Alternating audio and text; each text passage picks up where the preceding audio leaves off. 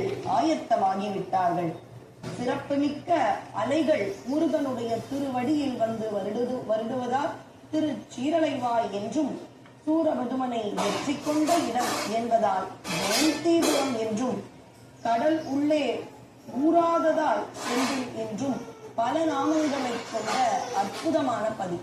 இதனுடைய தொன்மையை சொல்ல வேண்டும் என்றால் கந்த புராணத்தின் காலத்திலிருந்து நாம் சொல்ல வேண்டும். கந்த புராணத்தின் பொழுது சூரபதுமனின் வதத்திற்கு முன்பு இங்கே சூரசமாரம் நடைபெறவில்லை.